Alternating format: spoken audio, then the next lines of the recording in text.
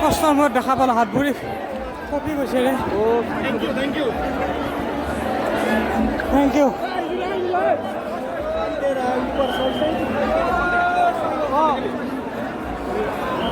আহিছোঁ চাইছোঁ দাদাক দেখা পালোঁ, দাদাক শান্তি পালোঁ।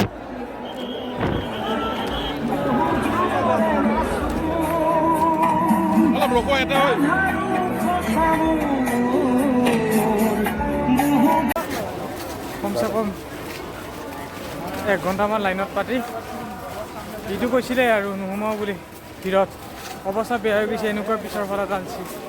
তেওঁ সাহস কৰি গ'লোঁ, দেখা পালোঁ। চিৰ বিদায় আৰু নে চিৰ বিদায়, অমৰ হওক।